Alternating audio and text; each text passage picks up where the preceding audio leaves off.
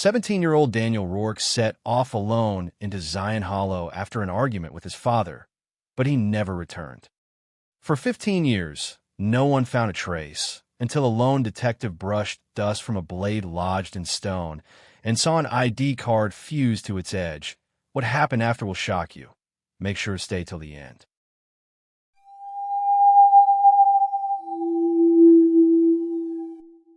The sandstone cliffs loomed in the pale morning light, their jagged faces catching the sun in copper streaks that painted the valley below.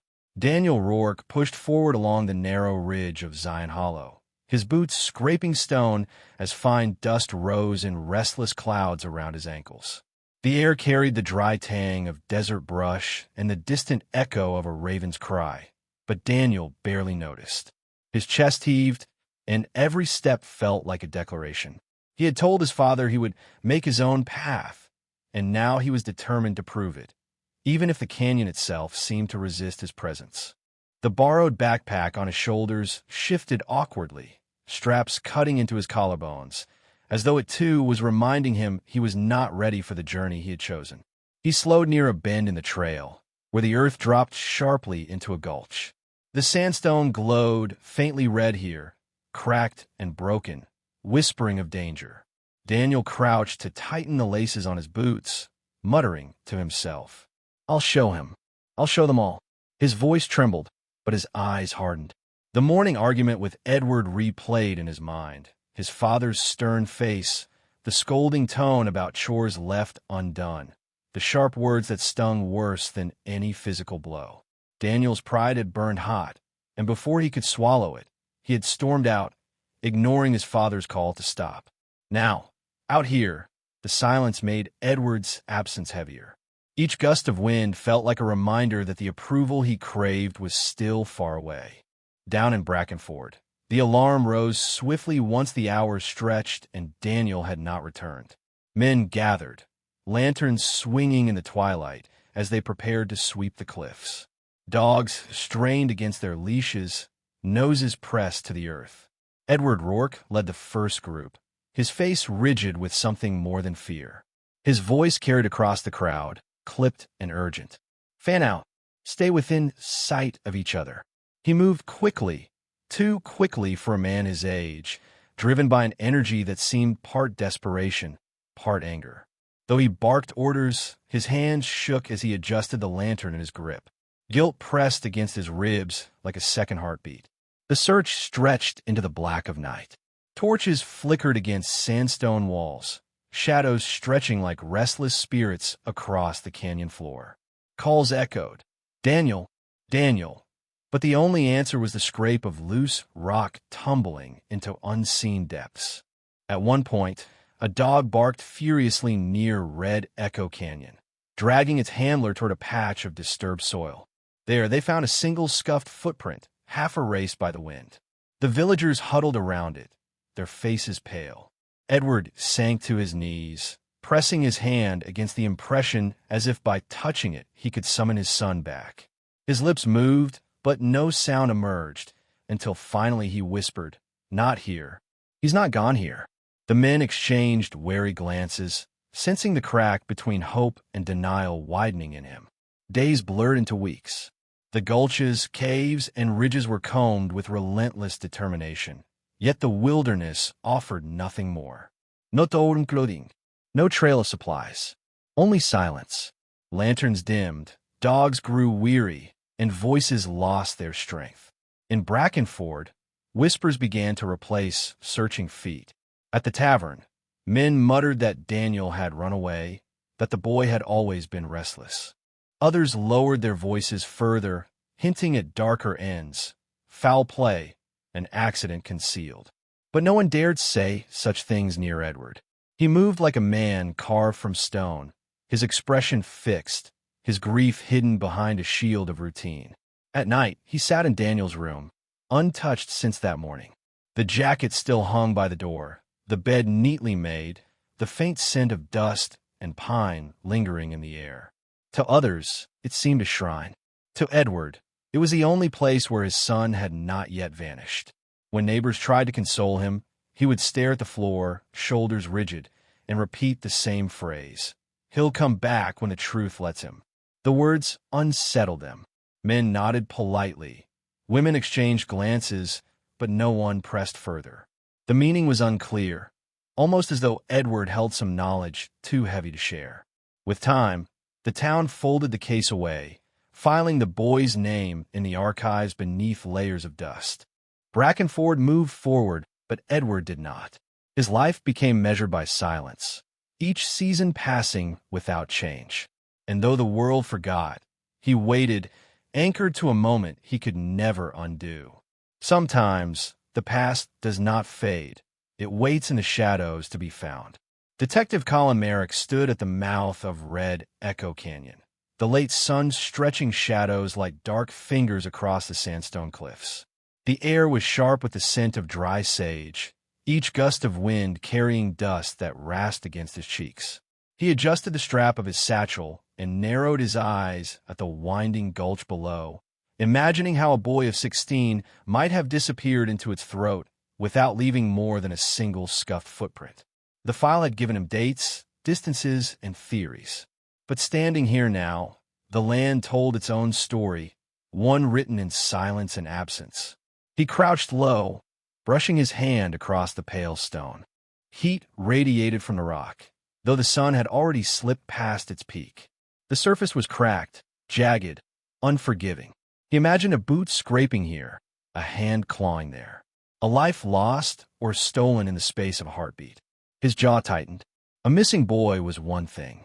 A missing truth was another, and that was what gnawed at him. When he returned to town that evening, the contrast was stark. Brackenford looked quaint to an outsider, its lantern-lit streets and clapboard houses lined with flower boxes. But to Colin, every porch light felt like a watchful eye, every curtain that twitched back a reminder that this place had long grown used to silence. In the diner, whispers dimmed when he stepped in. The scent of fried onions and stale coffee lingered, but the air itself felt heavy, thick with what was unsaid. He ordered nothing. He simply slid into a corner booth and unfolded the weathered folder again. Daniel Rourke's name stared back at him, scrawled across reports written by hands that no longer lived here or no longer cared. Witness statements repeated themselves in vague tones. Saw him near the ridge. Thought he carried a pack. He was restless, always was. Yet Edward Rourke's interview read different. Long pauses, clipped answers, a careful economy of words. A man at the counter cleared his throat. "Best not to dig too much, detective," he muttered without turning. His shoulders were stiff, his voice hard as stone. "The canyon doesn't like secrets dug up." Colin raised his eyes, studying the back of the man's weathered neck. "Then maybe it's time someone ignored the canyon's opinion," he replied evenly. Later, in his small rented room above the sheriff's office, he spread maps across the desk. Lines of topography curved like veins, guiding him through gulches, ridges, and false trails. He marked each with care, a hunter setting snares. His mind raced, imagining choke points where one step could swallow a person whole. He whispered to himself, almost like a vow, if a boy vanished here, then so did the truth. At dawn, he set out again. His boots crunched over gravel, the early light painting the cliffs in crimson. As he climbed narrow paths, his breath echoed against stone walls. Once he stopped abruptly, certain he had heard something, footsteps perhaps, faint and deliberate. But when he turned, only the wind moved, sighing low through the rocks. He stood there, pulse quickening, before pressing forward. The canyon wanted him uneasy. That much was clear. By midday, sweat traced lines down his temples, and his water canteen was already half empty. But the exhaustion mattered little. What mattered were the pieces of silence he collected. A boulder that looked recently shifted, a hollow where the earth had been disturbed, a ridge that offered a perfect vantage of the trail below.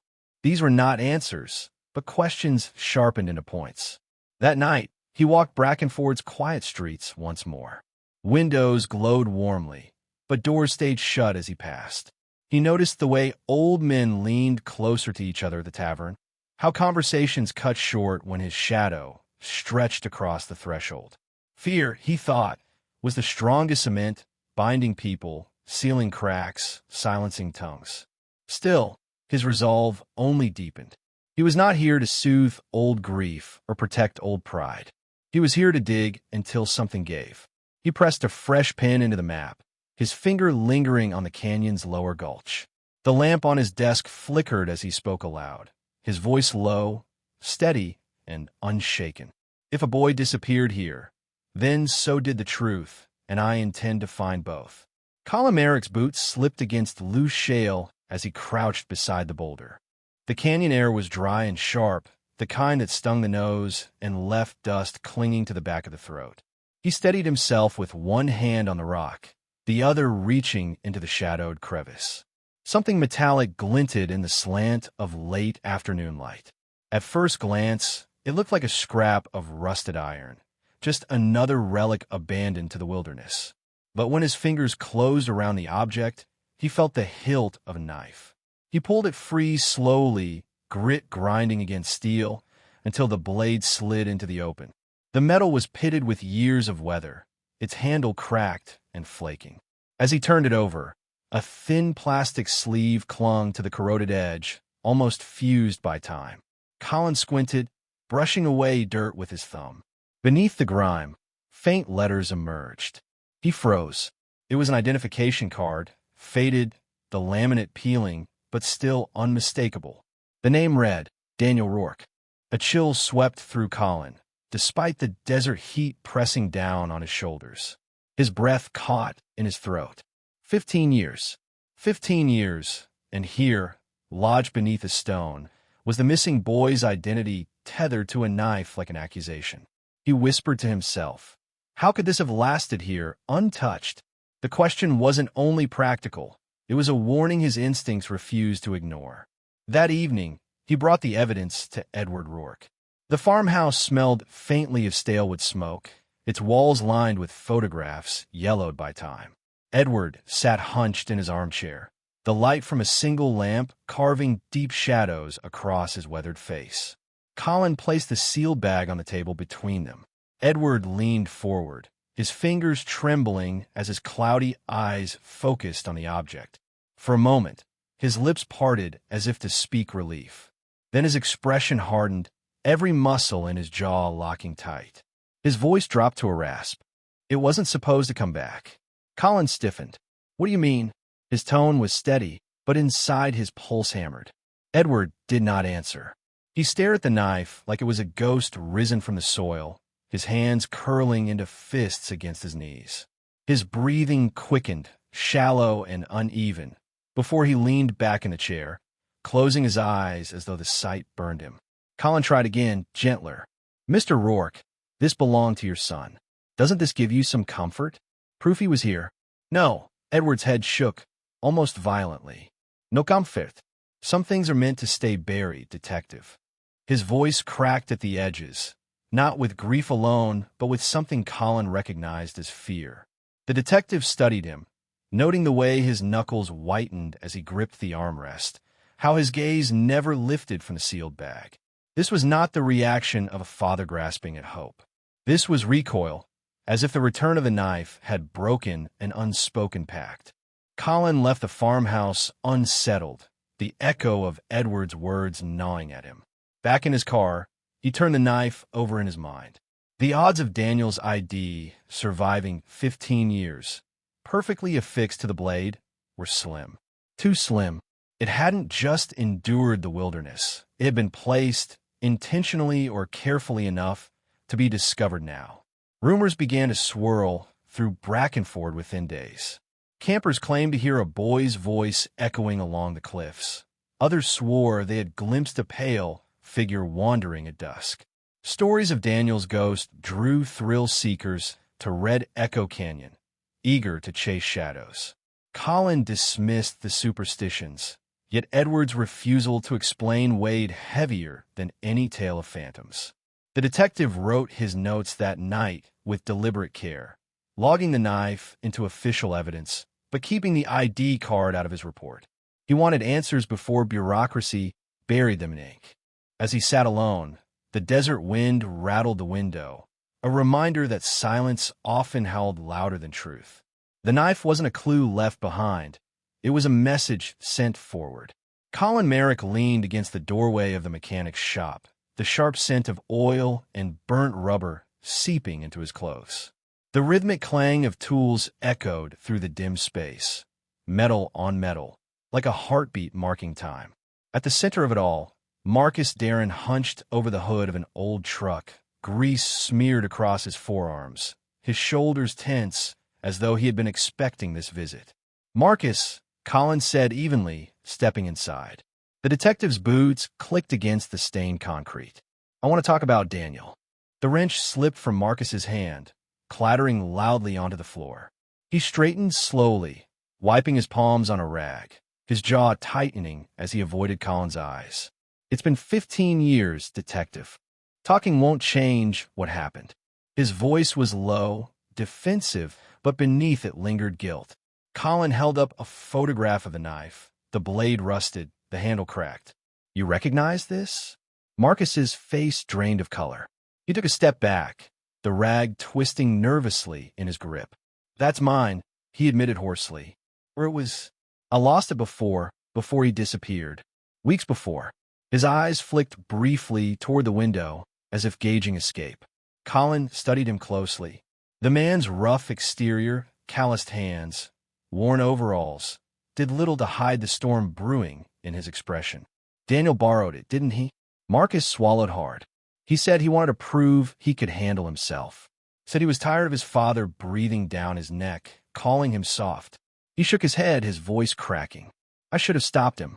But Daniel, he wanted so badly to be more than just a boy." Colin leaned in, lowering his tone. "You've been carrying that guilt for 15 years. But guilt doesn't plant a knife beneath a canyon boulder. Who else knew?" Marcus froze. His eyes darted away, landing on a framed photo of him and Daniel as kids, their arms slung over each other's shoulders. His lips trembled, but no words came. The silence said more than denial ever could. Later that evening, Colin found himself in the back booth of the Rusted Lantern Tavern, a dim place where whispers carried louder than shouts. Across from him sat Jonah Vell, once a wiry teenager, now a gaunt man with restless eyes. Jonah's hands shook as he lifted his glass, cider sloshing against the rim. "Daniel," Jonah began, his voice barely above a whisper. "He didn't just run off. He saw something he wasn't supposed to." Colin leaned forward. "What did he see?" Jonah shook his head quickly, eyes darting to the shadows of the tavern, as if someone might be listening. "Men, grown men, out in the canyon that summer, doing things they shouldn't. Daniel stumbled on it by accident, and somewhere in the spaces between, men who had walked the canyons and left shadows behind." He sat at the desk, his hand hovering over his notes, and whispered into the quiet room. The canyon swallowed Daniel whole, but it wasn't the rocks that buried him. It was the men who walked among them.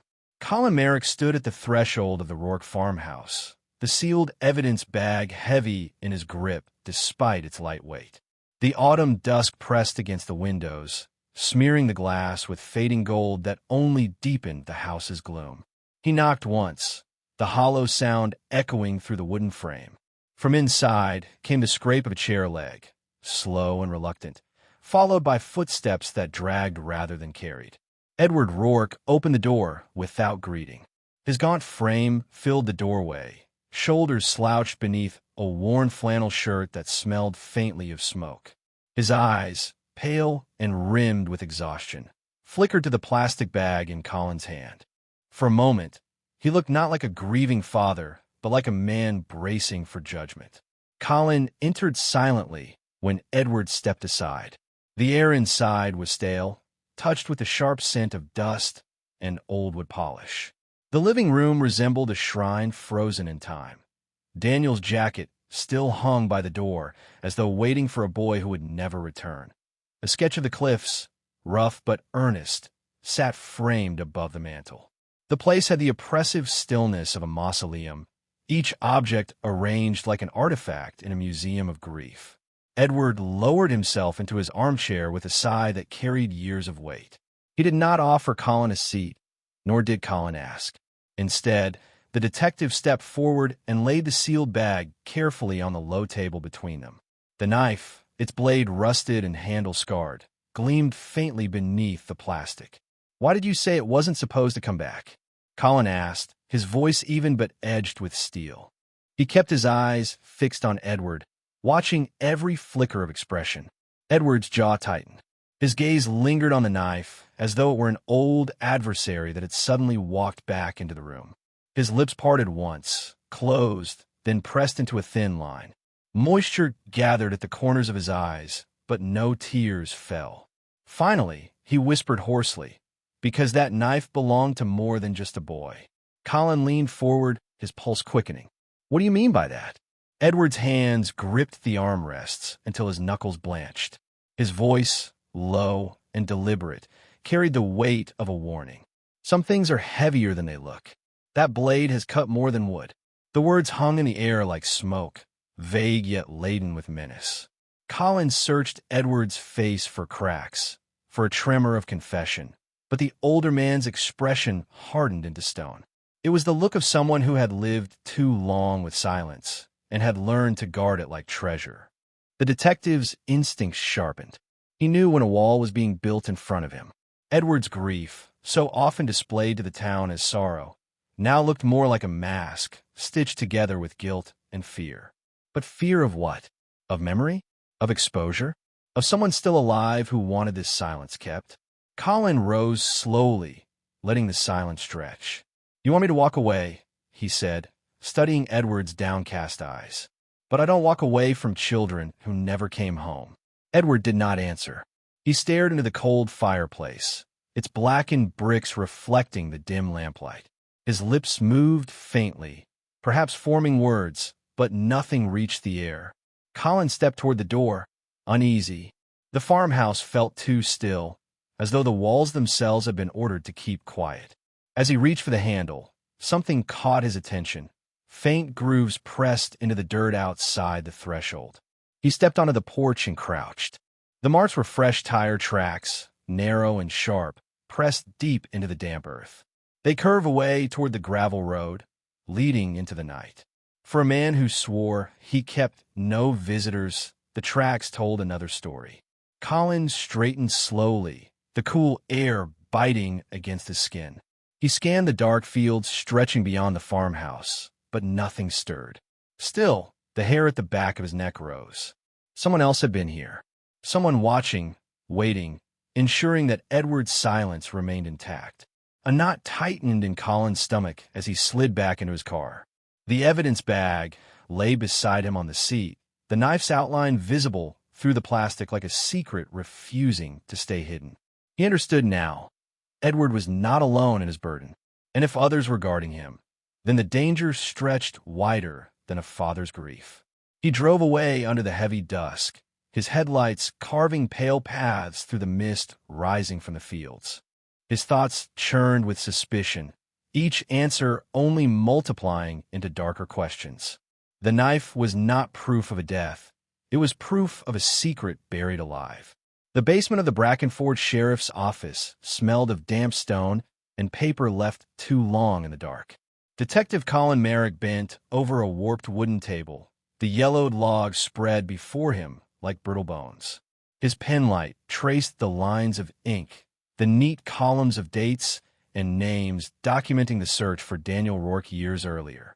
Everything seemed routine until his eyes fell upon one page, a neat typed entry that declared Red Echo Canyon unsuitable for foot patrol due to instability. At first it sounded like common sense, but below the typewritten words a scrawled note in black ink caught his attention. The handwriting pressed deep into the paper as if written in haste. Avoid Lower Gulch at all costs. Colin's breath slowed. The phrase was too sharp, too absolute. Not caution, but warning. He leaned closer, studying the loops and angles of the letters. He compared them against signatures clipped from other documents and felt his chest tighten. The same hand had signed duty rosters that year, Deputy Laumero. By the time Colin reached the cabin on the outskirts of town, the sun was sinking, throwing long shadows over the pine-lined road. The cabin sagged with age, its windows clouded, its chimney coughing a thin wisp of smoke. He knocked, and after a long silence, the door creaked open. Lyle Marrow stood framed in the gloom, his shoulders stooped, his skin weathered like old parchment. His eyes, however, remained sharp, darting to Colin's badge before settling on his face. "What do you want?" Lyle's voice rasped, carrying both suspicion and fatigue. Colin lifted the page from his folder, holding it up in the fading light. "Your note," he said firmly. "Why mark the lower gulch off limits? Instability doesn't sound like the real reason." The old deputy's hands shook as he steadied himself against the doorframe. "It was for the safety of the search party," he muttered, his gaze shifting to the floorboards. "Rocks fall easy down there." Colin studied him, hearing the thinness of the excuse. Slowly, he slid a photograph across the table between them, the image of the rusted hunting knife, its blade dark with age. Lyle's eyes locked onto it, and the color drained from his face. His lips parted, no sound emerging at first. Finally, his voice cracked into a whisper. "I told them it would come back. Things like that never stay buried." His fingers twitched as if trying to pull the photo closer, but he stopped himself, curling his hand into a trembling fist. Sweat glistened along his brow despite the cool air seeping through the cabin walls. Colin leaned forward. "Who are you protecting, deputy?" But Lyle only shook his head violently, rocking in his chair as if warding off a storm. His breathing turned shallow, his words broken. No more questions." Colin rose, the weight of disappointment pressing against his ribs. He turned toward the door, the floorboards groaning under his boots. Just as he reached for the knob, a hand gripped his sleeve, surprisingly strong for its frailty. Lyle's eyes, watery yet fierce, locked onto his. His voice fell to a hoarse murmur, urgent and final. "Ask who the boy followed that night, not where he went." Colin stood frozen, the words echoing in his mind long after he stepped out into the fading daylight. The canyon didn't lure Daniel. It was someone he trusted that led him into its mouth. Colin Merrick leaned forward, elbows pressed against the scarred wood of the mechanic's bench, the smell of oil and iron sharp in the air. The late afternoon sun slanted through the garage's grimy windows, laying long shadows across wrenches and half-dismantled engines. The room hummed with a silence that was not peace but pressure.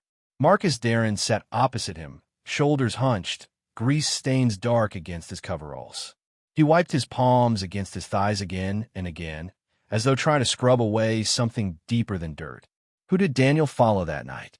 Colin asked, his voice low, deliberate, leaving no room for evasion. The words hung heavy in the space, louder than the faint ticking of a cooling engine. Marcus's head jerked up, and for a moment his expression flickered, denial first, then fear, and finally a sagging resignation. Beads of sweat rolled down his temples, cutting pale lines through the grime on his face. "You don't understand," Marcus muttered, his voice rough, like gears grinding against metal. His hands trembled as he reached for a rag, twisting it into knots. "Daniel, he wasn't just wandering out there. He wanted to prove something." Colin stayed silent, letting the weight of the question settle into Marcus's conscience. The detective's eyes didn't waver, sharp and unyielding, watching every twitch of the man's jaw, every nervous flick of his eyes toward the garage door. Finally, Marcus exhaled, a sound that carried years of guilt. He wanted his father's respect. Edward was hard on him, harder than anyone knew, always saying a man proves himself where no one else dares to go. His voice cracked on the last words, as though repeating them resurrected the weight of every memory he had tried to bury. Colin's chest tightened, but he pressed further, his tone steady. "So who did he follow?" Marcus swallowed hard. His gaze dropped to the floor, and his hands gripped the rag until his knuckles whitened. "I saw him. That night. I watched him walk out of town, quiet as a shadow. He wasn't alone. He was trailing someone. It was Edward, his own father." The word struck Colin like a blow. For a heartbeat, he felt the air thin around him, the mechanic's garage spinning with the force of revelation. Edward had always sworn he was home that night. Edward, the grieving father whose sorrow had painted him as a victim for 15 years. Now, the puzzle shifted, edges rearranging into a darker picture. "You're certain?" Colin asked, though his voice betrayed the chill racing through him. Marcus nodded once, sharply, then turned away, his shoulders curling inward. I didn't want to believe it myself. I told myself I imagined it, that maybe it was someone else. But it wasn't. It was him. His voice broke, soft and pleading. "Don't tell Edward the First said this. Please. He'll hate me for speaking it out loud." Colin studied him, the guilt written across every line of Marcus's face. The man wasn't lying. His shame was too raw, his fear too real. The detective's mind worked like a clock, grinding through possibilities. If Edward had lied about that night, then what else had he hidden? And what truth had he been burying under years of grief? Marcus's hands trembled as he dropped the rag and pressed his palms flat to the bench. I should have stopped him. I should have dragged Daniel back, told him not to go. But I didn't. I thought it was harmless, just a boy chasing after his father. I never thought. His words trailed off, swallowed by the heavy air. Colin let the silence stretch, giving Marcus no escape from his confession. He could almost hear the boy's footsteps in his imagination, the soft crunch of gravel as Daniel followed his father into the dark. The canyon, the lies, the unanswered questions, it all tightened like a noose. Marcus finally whispered, his voice hoarse, "Don't make me carry this alone anymore, detective. But don't make me his enemy either." Colin rose slowly, the legs of his chair scraping against the concrete floor. His gaze lingered on Marcus, then shifted to the faint rays of sun that cut through the dust of the garage. He nodded once, not in agreement, but in acknowledgement. He would protect Marcus's confession for now, but every detail would be etched into his notes, every word ready to stand trial if needed. As Colin stepped outside, the evening air hit him cool and sharp. The garage door groaned shut behind him, leaving Marcus alone with his ghosts. Colin's boots crunched against the gravel path as he walked toward his car, the weight of revelation pressing against his chest. He could feel it. The line between grief and guilt, between father and suspect, had blurred. Edward's sorrow was no longer pure. It was stained, shaped by something he had chosen to hide. That night, as Colin replayed Marcus's words over and over in his mind, the truth carved itself into his thoughts like an engraving on stone.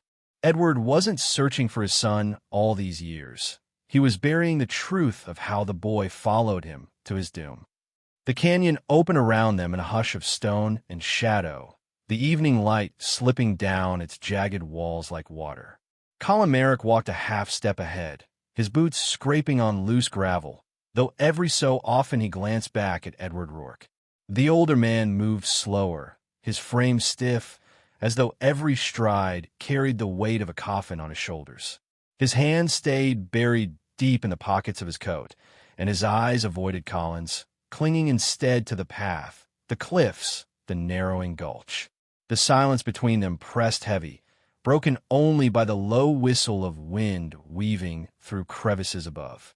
They had been climbing for nearly an hour, their breath fogging in the cooling air, when Colin slowed deliberately, feigning fatigue. "We're close," he said, his voice calm, steady, as if this were nothing more than a memorial walk. "I thought it right for you to see it again, to pay respects." Edward stopped where the trail bent toward a narrow opening, the kind that looked unremarkable until you knew what had been found there.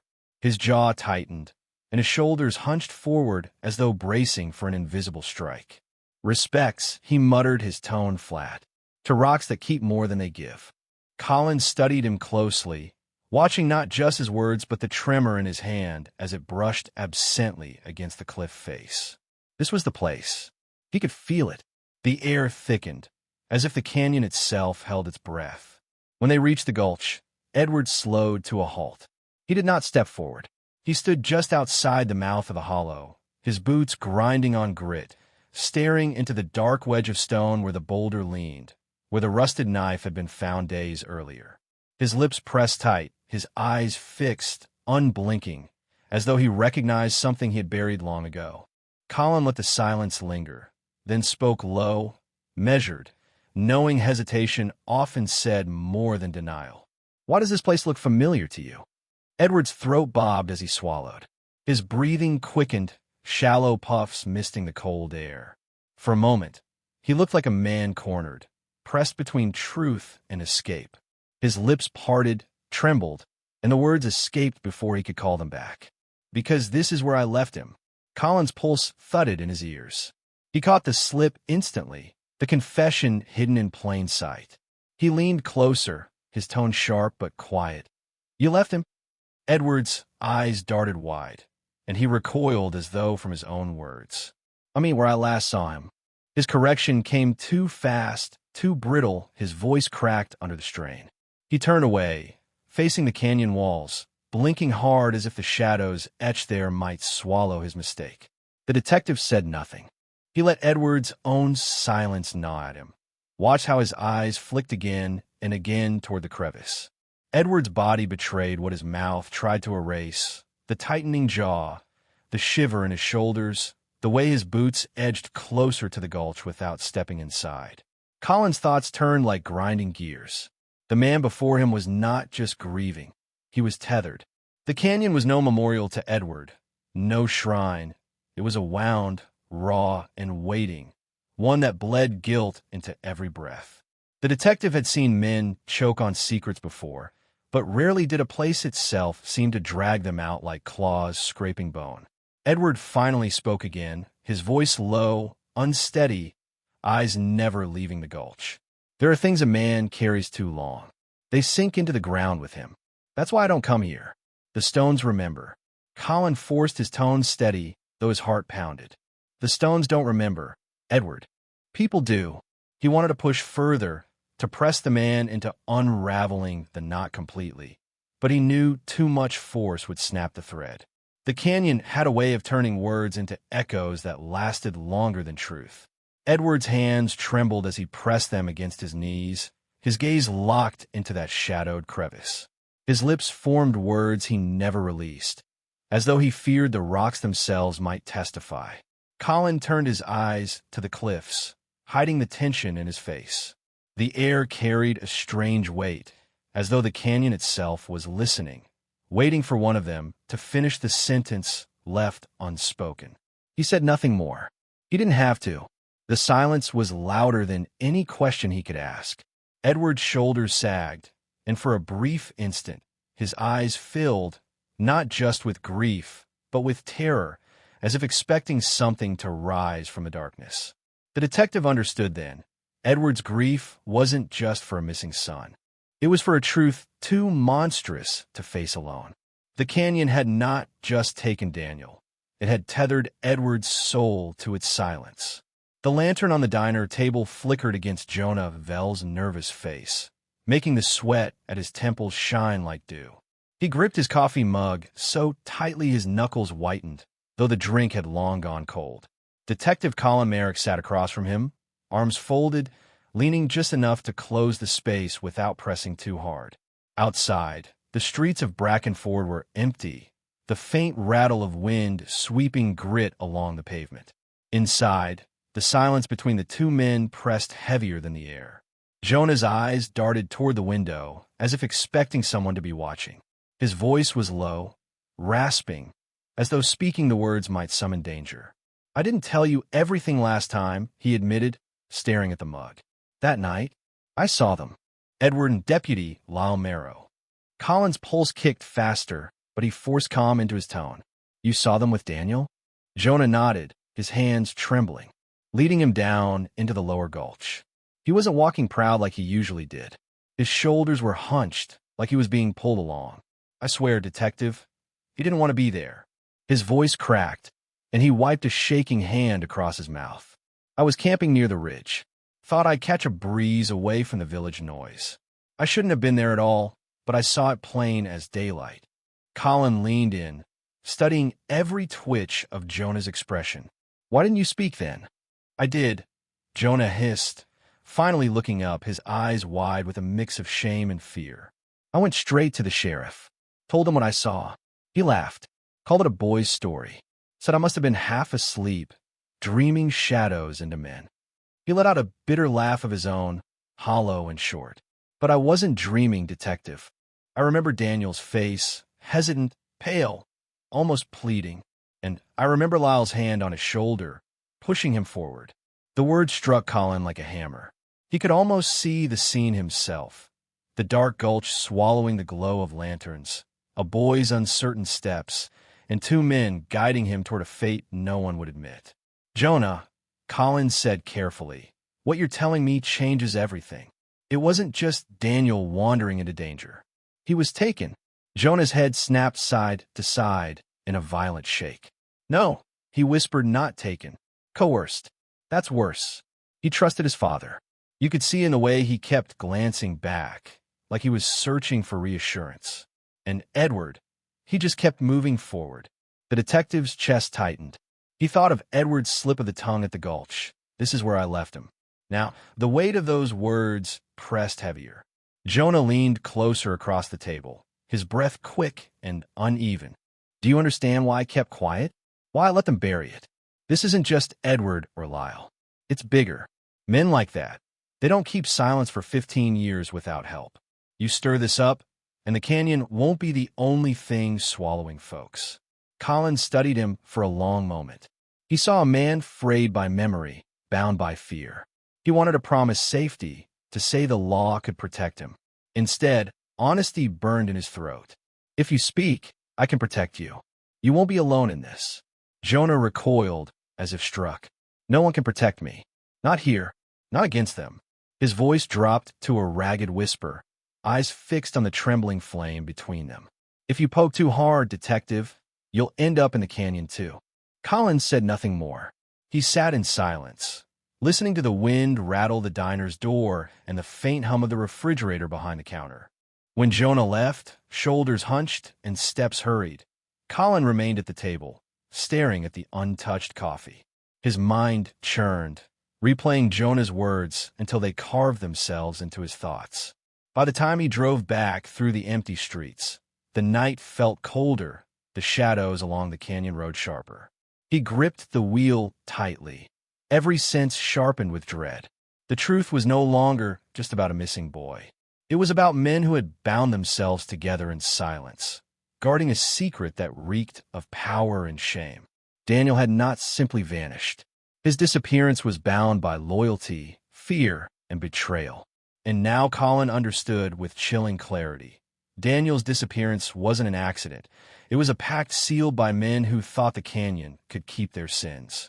The first sign of resistance struck Colin like a slap. The sheriff's archive, once a quiet refuge of yellowing files and brittle folders, betrayed him. He had returned to the narrow room on the second floor expecting order, but instead he found drawers half open, labels crooked, and an unnatural gap where the Rourke case materials should have been. The hum of the flickering overhead light made the silence unbearable. His pulse quickened as he rifled through the shelves, each drawer yielding less than the last. The missing files were not misplaced, they were removed. Someone else had walked these aisles with intent.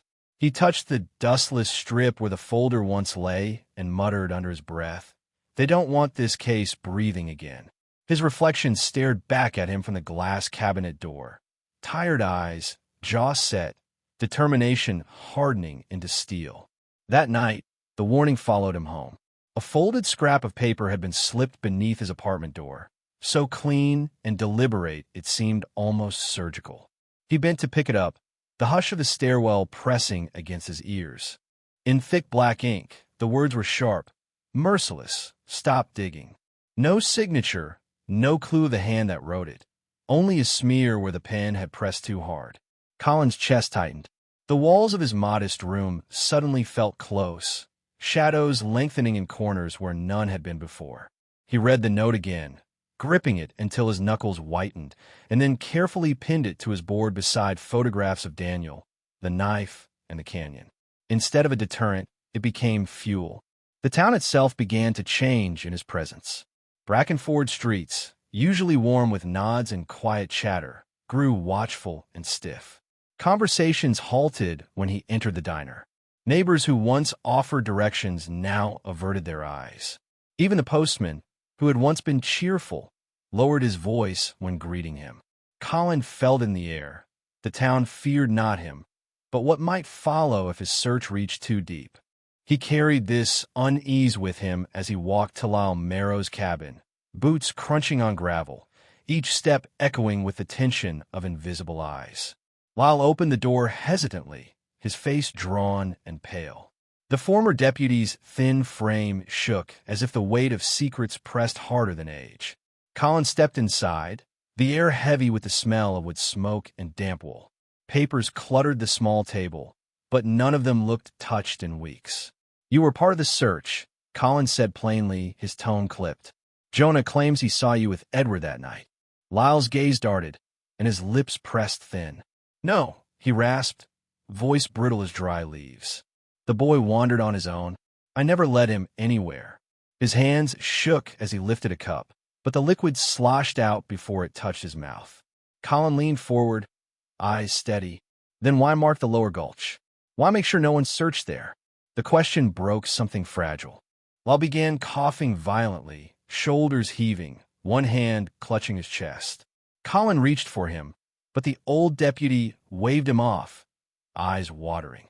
Between ragged breaths, his voice slipped out, cracked and broken. "It wasn't supposed to go that far. Edward wanted to scare him, not—" His words dissolved into wheezes, but his eyes, wide, wet, terrified, spoke the rest. Colin stepped back, shaken not by the answer but by the silence that followed. He realized the old man carried guilt he dared not speak aloud. What did Edward do?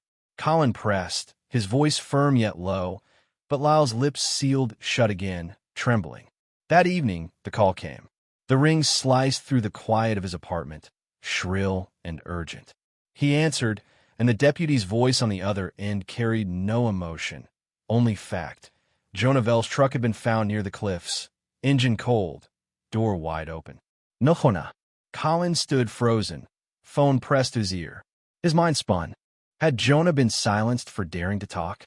Or had he fled, fear finally outweighing conscience? He hung up slowly, the hum of the receiver fading into a hollow quiet. On his board, the photographs stared back. Edward's stony face, Lyle's trembling hands, Jonah's nervous eyes. One by one, people connected to the truth were vanishing. Alone in the dim apartment, Colin sketched lines across his wall with red marker, tracing paths between names. Edward, Lyle, Jonah, the knife, the canyon. Each connection tightened the noose around a single realization. Daniel had followed his father into the wilderness. He had been confronted, and what followed was not chance but choice, a decision sealed in stone and silence. His heart pounded as he stepped back to study the board, the web of names glaring in the lamplight. He whispered, steady but shaken, it was never about getting lost. He stared at the canyon's photograph, jagged walls bathed in shadow, and felt the truth pressing down. The canyon wasn't just a place of loss. It was an execution ground disguised as wilderness. The canyon air was sharp and still, the kind of silence that pressed against the ears until even the faintest breath sounded like a confession. Detective Colin Merrick adjusted the collar of his jacket, the small recorder tucked beneath the lining humming faintly against his chest. The red stone walls rose around them like watchful sentinels, shadows stretching long and deep as the late sun lowered toward the horizon. Edward Rourke walked a pace behind him, his boots dragging over the gravel as though each step carried the weight of years. His shoulders were stooped, his weathered face taut with lines carved by grief. But there was something else there too, resistance, the stubborn pride of a man who had carried a burden too long. Colin stopped at the lip of the gulch, the very place where the knife had once glinted between rocks. He didn't turn immediately. Instead, he let the silence work, knowing that words too quickly spoken would close the door. A wind stirred, carrying with it the dry scent of stone and dust. Finally, he spoke, his tone measured but heavy. "Daniel trusted you that night," he said, his voice echoing faintly against the hollow walls. "But he never came home." Edward stiffened. His eyes narrowed, then wavered, darting between the ground and the canyon walls as though searching for a place to bury the memory all over again. His lips parted, but no words came at first. Colin waited, his own heartbeat steady but sharp in his ears. He knew silence was sometimes more powerful than accusation. The old man's jaw clenched, his weathered hands curling into fists at his sides. Then, suddenly, his voice cracked like a storm breaking through dry skies. He wouldn't listen. Edward shouted, his words raw, trembling. He thought he was a man, but he wasn't ready. The cry reverberated, startling a crow from a ledge above. The bird's wings beat furiously into the air, the flapping echoing like applause for a truth finally loosed. Colin held his gaze, steady and unflinching. "What happened, Edward?" The old man staggered a step closer, his eyes brimming with pain that had long been dammed. His chest heaved, and he spoke again, quieter now, but no less broken. "I led him here into the gulch. I wanted to teach him fear, so he'd learn to respect it. That's all I meant to do." His voice faltered, dropping into a hoarse whisper. But he panicked. He slipped, he stumbled on the rocks. Edward's hand gestured helplessly toward the stones, as if replaying the fall before his eyes. His head struck the ground. There was blood, so much blood.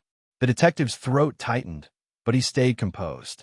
The recorder in his jacket captured every syllable, every tremor. And then, Colin pressed, his tone softer now, almost coaxing. Edward's shoulders sagged, his voice lowering into a confessional murmur. I froze. I couldn't move, couldn't call for help. Too proud, too afraid. I just stood there, watching my boy lie still. His eyes glistened, and his hand rose to his mouth, pressing hard as though to hold back a scream that had been trapped for years. Colin took a slow step forward, his words deliberate. You weren't alone. Edward's eyes widened with recognition, then shame. He nodded, the gesture heavy, resigned. Lyle came. He saw everything. We decided to make it look like Daniel had just vanished. We planted the footprint. We hid the truth. Later, we threw the knife away. His voice cracked, and he bent slightly, his body shaking. It was supposed to end there, he sobbed, the words breaking free like stones tumbling down a cliff. Colin's chest tightened as he watched the man collapse beneath the weight of his own history. He didn't interrupt, didn't offer comfort. He knew that in the hollow of this canyon, Edward's words carried more power than any verdict yet to come. The recorder hummed on, storing not just a confession, but the story of pride, fear, and a choice that had stolen a boy's future. Edward's sobs echoed through the gulch, swallowed by the canyon walls, as if the land itself bore witness to his guilt. Colin knew he had captured the truth, but the sight before him was not triumph. It was tragedy laid bare, the ruin of a father who had let silence grow louder than love. Edward's anguish revealed something deeper. Guilt not only for letting Daniel die, but for choosing reputation over truth. Edward didn't just bury his son, he buried his honor alongside him. Colin Merrick crouched low in the gulch, his boots sinking into the damp earth as the excavation lights buzzed against the twilight. Dust and fragments of sandstone clung to his jacket. Every scrape of a shovel echoed unnaturally against the canyon walls, each sound swallowed by the hollow throat of Red Echo Canyon. The air was dry, yet Colin's palms were damp with sweat. He wiped them against his trousers, staring at the narrow pit where his team worked. Hours had passed in a blur of digging, but now the ground gave up its secrets, slowly, stubbornly, like a wound reopening after years of scar tissue. A cry went up from one of the deputies. Sir, over here. His gloved hands held up something small, fragile, and pale against the dark earth. Bone. The word clanged in Colin's head like a bell. He stepped forward, kneeling beside the find. The fragment was brittle, porous, yet unmistakably human. More followed, splinters of a skeleton emerging bit by bit. A strap, torn and frayed, came loose from the soil next. Colin recognized the material immediately, the borrowed backpack Daniel had carried. Then came a buckle, corroded but still intact, its initials etched faintly into the rust. DR. The sight made Colin's stomach twist. Evidence was no longer speculation. Daniel Rourke had lain here all these years, in this silent, stony grave. For a moment, the team grew quiet. The canyon wind hissed over the rocks, carrying a lonely whistle like a voice trapped in stone. Colin rose, his jaw set, trying to keep his emotions buried beneath the duty of a detective. Yet when he looked at the bones, he could not help but imagine the boy, 16, determined, defiant, reduced now to fragments and dust. "Bag and log everything," Colin ordered, his voice steady though his throat felt tight. His men obeyed, placing each piece into evidence containers. But as Colin leaned closer to inspect the skull, unease settled on him like a shadow. A long crack stretched across the temple, deep and sharp. He traced it with his eyes, frowning. It wasn't jagged like a fall would leave. It was angled, clean, purposeful. His training whispered the truth he did not want to voice. This was not only an accident. He drew in a breath, his thoughts racing. Edward's story, it doesn't fit. A stumble against stone would not leave this kind of wound. The canyon seemed to lean in, daring him to say it aloud. Later, back at the farmhouse, Colin set the evidence bag with the buckle on the table. Edward Rourke sat hunched in his chair, his shoulders sagging under years of grief and secrets. His eyes lingered on the bag, but refused to meet Colin's. Colin's tone was measured, yet firm. "Edward, the bones confirm what you said, but the skull tells me more. That wound, it wasn't from a fall. It was from a second blow. Deliberate." Edward's head snapped up, his weathered face paling. His lips quivered as he tried to form words, but nothing came. He clutched the armrest, his knuckles white. Colin leaned forward, pressing. "You told me Daniel fell. But there was someone else, wasn't there? Someone else in that canyon with you." Edward's eyes brimmed with tears. He shook his head at first, violently, like a man swatting away bees. But the tremor in his body betrayed him. "I wasn't the only one there," he whispered finally, his voice so low it almost disappeared into the crackle of the old fireplace. "Who was it?" Colin asked, his words sharp, cutting the silence like a blade. Edward's breathing turned ragged. He gripped his temples, rocking slightly in his chair as though he could shake away the memory. "I can't," he stammered, his whole body trembling. "I can't say." His refusal was not defiance, but fear, raw, crippling fear that seemed to hollow out his chest. Colin stood there, every instinct screaming to demand the name. Yet he stopped. He saw that Edward's terror was not for himself, but for something or someone else. The man's grief was layered. Sorrow for his son, guilt for his silence, and dread for the shadow, still walking free. Outside, the night wind scraped across the farmhouse walls. Colin stared at Edward, realizing that despite the bones, the buckle, and the fragments of truth, the heart of the mystery remained untouched. Edward had not carried the full weight of that night alone. Somewhere in Brackenford, another man held the darker half of the truth. Colin's chest tightened with frustration, but also resolve. The canyon had given back its bones, but not its story. He turned toward the door, knowing the fight for truth was only beginning. Behind him, Edward sat trembling, a man crushed by memories he dared not release. The evidence was damning, yet incomplete. Daniel's death was no longer the tragic stumble of a reckless boy. It was something colder, sharper, more deliberate. The mystery of Daniel's death was no longer just paternal guilt. It was murder cloaked in an accident. The canyon still held one more secret, and the true killer walked free in Brackenford. The teacup trembled faintly in Sheriff Grant Harker's weathered hand, the porcelain clinking against the saucer like a clock counting down. Detective Colin Merrick sat across from him at the small oak table, the lamplight casting long shadows across the quiet room. The walls smelled faintly of dust and cedar, and every tick of the old mantel clock seemed to echo louder than the last. Colin leaned forward, his recorder hidden beneath his jacket, his eyes sharp, unblinking. "Edward already told you what happened," Harker said at last, his voice flat, as if reading a script rehearsed many times before. His eyes never left the swirling tea, though the liquid had gone cold. Colin didn't blink. He let silence sit heavy between them until it became unbearable. His words finally cut through with deliberate calm. Edward told me part, but Daniel didn't die from a fall. Someone struck him after. The sheriff's shoulders stiffened. His mask of composure cracked in the smallest way. His grip on the cup tightened until his knuckles blanched. The flicker in his eyes betrayed more than his voice would ever dare. Colin noticed. He always noticed. He leaned in closer, lowering his tone as if inviting a confession. You followed them into the canyon, didn't you? You were there. Harker exhaled, long and heavy, the sigh of a man who had held a secret in his lungs for far too long. He set the cup down with care, though his hand shook enough to rattle the saucer.